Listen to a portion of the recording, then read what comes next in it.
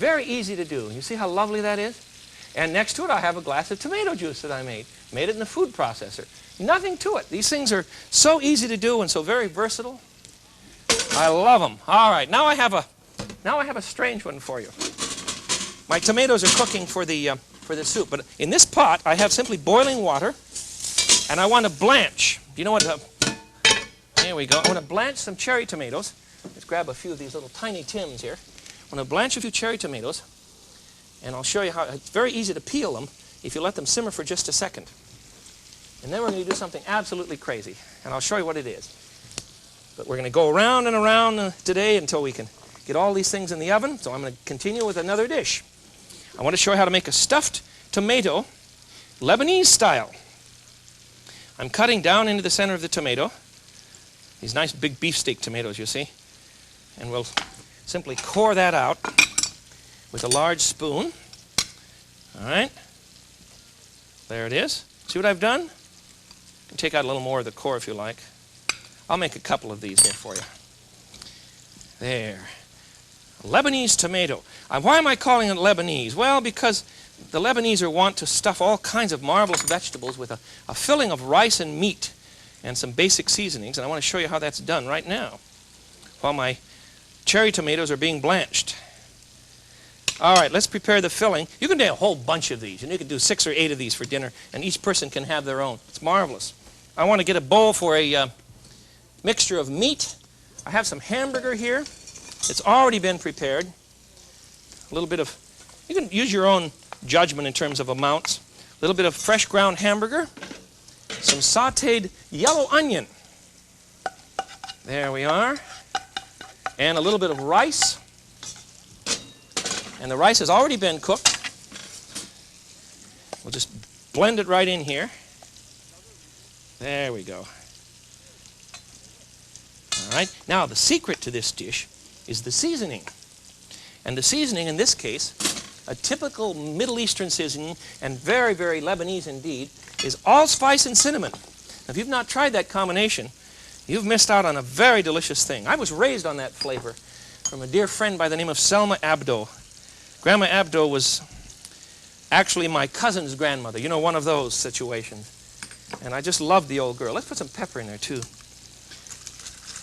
There we are. Hamburger. Got that? Hamburger, sauteed yellow onions, a bit of cooked rice, and some salt and pepper. And then our seasoning is cinnamon and allspice. We're going to mix this up very carefully and quickly and stuff the tomatoes with this. It's also good in green peppers and anything you like. Anything you like. Okay. Let's just try one, huh? Easy to do. There we are. Then we're going to bake these in about a 375-degree oven until they're tender. See how those are done? Very easy to do, indeed. Whoops! Look at that. He fell right over. You're going to have to cut the bottom off. Just kind of level him, you know what I mean? So that he doesn't... Let's see what this one's going to do. Well, I'll show you how to do. Show you how to do this. Oh, you never know. Oh, look, I've got a lopsided tomato in my hands. So we'll just cut a tiny bit off the bottom until the little rascal sits. There he is. Now he'll sit up straight. Now I'll bake these, as I said, at about 350 for, oh, I don't know, what'll it take? 15 to 25 minutes. But don't overdo them. Where will I put them? Let's try this spot right here. There we are. Don't overdo them. You don't want soggy tomatoes. All right? Aren't those gorgeous? Let's try another. My tomatoes are all ready to come from the water. I probably blanched them too long. But I want to... It just takes a minute to do this. I've let mine sit in here too long because I got carried away with my Lebanese tomatoes. Cherry tomatoes from the water, you see? Put them in cold water right away to stop the cooking process. And I'll show you how easy they are to peel. And you're wondering, who's maniac enough to stand around and peel cherry tomatoes? Well, I am, because the dish... Look at this, you see? See how beautifully they come out? Pull off the little tip here, and you've got him. Oops, that one's... These are overdone. I let them go too long. Let me show you some that I have in the refrigerator. What you want to do is chill these, and we're going to serve them with vodka as an appetizer, with vodka and a beautiful batch of kosher salt. It's a very grainy, almost flaky salt. Didn't I show you how to peel that tomato beautifully? Don't cook yours so long, and the peel will come right off. Now let me get the vodka and the cherry tomatoes out of the freezer here, out of the refrigerator. Cherry tomatoes are cold in the refrigerator. The vodka, of course, is frozen. My guests are coming in any minute, so I'm ready to go. Oh, is that cold? Woo-hoo-hoo. There we are. Look at this. Isn't this a crazy thing to be doing? It's just lovely. Soak these in ice-cold vodka. There we are. And they're served with a bit of kosher salt. And the kosher salt, here it is, a box full here. A little bowl for the salt. See, this is very flaky. It's a heavy, flat crystal. You don't want to eat too much of this. That much salt isn't good for it. But I'm dying to try these. You know who taught me these? A woman in Tacoma, Washington, whose husband was Harry Truman's doctor during the White House days. She fed me this dish at a cocktail party one night. Are you ready? I'm ready. Here we go. You know what you have here? It's a Bloody Mary on a stick. It's terrific. Just delicious. I'm going to put the salt in the center so you'll remember how to serve these. And we'll find a spot for cherry tomatoes peeled by blanching first and then soaked in a batch of vodka and served ice cold with a tiny bit of kosher salt. My tomatoes are all ready now to go into the soup stock. You see, they've simmered long enough, so I'm going to shut those off and I'll finish that soup later on. Let's go on to another one now. You have not yet tried the dried tomato, and I want to show you what happens with this dried tomato. It's very, very expensive, but this is a terribly elegant thing. I'm going to prepare a little hors d'oeuvre here for you that is simply gorgeous. We're going to put a bit of cream cheese on a cracker. Talk about complicated now. A little bit of cream cheese goes in the cracker. And then on the top of the cream cheese, we place a leaf of fresh basil, basilico. You see? Here's a fresh basil leaf right here. There we are. And then next we put on top of that a cherry tomato. Now, that's about $1.50 hors d'oeuvre. What's the Frugal Gourmet doing? Well, once in a while you have to taste something really outlandish. And I'm sorry you can't taste this. This recipe came to me from Harvey Steinman in San Francisco. He writes for the San Francisco Examiner. He's the food editor. He's very good.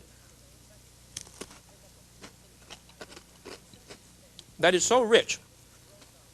The tomato flavor is so highly concentrated that it's almost embarrassing.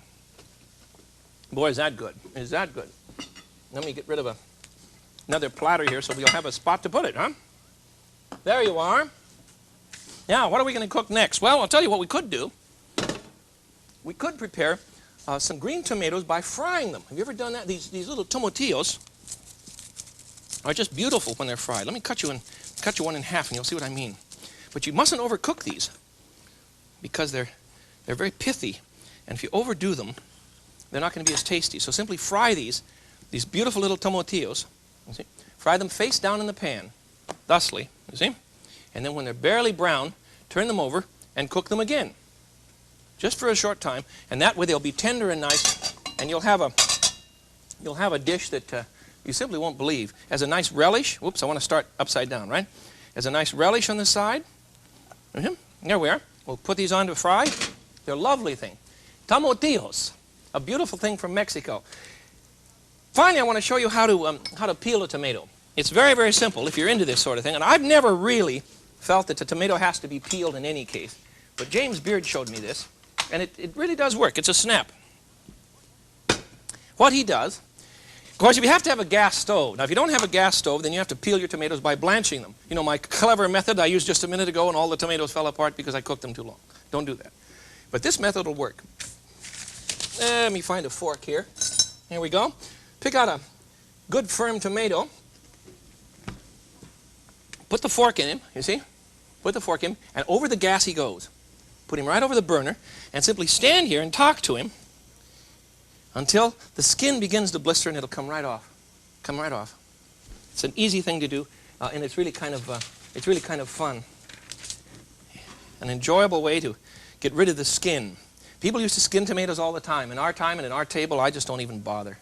I just don't even bother. How do we know about the tomato's history? The first fellow to ever write about the tomato was an Italian herbalist. An herbalist. He was an authority on herbs. And in 1554, I can't remember his name, I'm sorry, he decided that the tomato was a deadly poison and that we weren't to eat it. it would cause all sorts of crazy things. He said it was a narcotic. Isn't that interesting? So he didn't think they should eat them, though he said in certain portions of our country, meaning Italy, of course, they do eat them with olive oil and salt. Even then, you see, a classic Italian salad. And as I told you, it was brought to the New World by the colonists. And it was called a love apple, or sometimes a golden apple. You can understand why it was called a golden apple, but the love apple is a funny story. The Moors evidently brought some of these tomatoes to an Italian nobleman, and when he had someone come in one night for dinner, the fellow commented on this tomato, calling it an apple. A pome, you see? Pomi in Italian, I think it is. And he said, what are these? And the guy said, well, they're an apple from the Moors. And he called it a pom de mori. So the guy said, oh, you mean a love apple? And supposedly that's how the name came about. If you're a language authority, you'll know that that's probably nonsense. But watch this now. You see, I've barely blistered the skin. You see what's happened to this? And we'll just take it right off. There you are. If you want to bother to stand around and peel a tomato, why, this is the simplest method. But otherwise, if you don't want to take the time to serve a peeled tomato, why, you can just eat them with the peel on. I don't mind that at all. I should spend some more time on the burner with this one, I think. But you get the idea. See, it comes right off. There we are. It's just a great day for peeling tomatoes, isn't it? I'm not doing very well. There he goes. See? All right, one peeled tomato. Let's put that out so you'll remember how that's done, too. We've got a marvelous mess here today, a good mess, the kind of mess that I appreciate. Because this is an American fruit. That is to say, coming first of all from South America, and then, as I've told you, back to Europe, and finally back to our country. Popular during the colonial times, but really not accepted totally until the turn of the century. And in our time, there's no excuse for not enjoying a good tomato. Look at the things we can do. Today we've prepared a beautiful sun-dried tomato from Italy. These are great for sauces and all, but they're very, very, very expensive. So go back to the supermarket variety. Then we prepared an Italian tomato or a French tomato, depending which style you want for the top, you see. Breadcrumbs and olive oil and a little garlic. Brown them off and then bake them again later to tenderize them. They're very delicious. We have a tomato soup that we made by hand, from homemade tomato. Nothing to it. It's very, very simple. We stuffed some tomatoes Lebanese style. Easy to do, and I think a very delicious dish.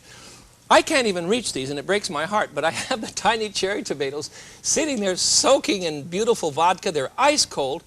And then finally we have a sauteed tomato mix of a little bit of celery and onions, a tiny shot of garlic, and of course the tomatoes themselves. I have a glass of fresh tomato juice. I have a quiche with tomatoes on top. You have 1,000 other things you can think of. Oh, and some fried green tomatoes, remember? You have 1,000 other things you can think of. But remember, in our time, it's shocking to think what we would be without the tomato. Guess what would have to go? Pizza? Ketchup? Tomato soup? Half the supermarket would be gone. And you and I would be stuck without the classic American vegetable, the gracious tomato. I'm glad we could be together today. Until I see you again, this is the Frugal Gourmet. Eat well. I bid you peace. Bye-bye.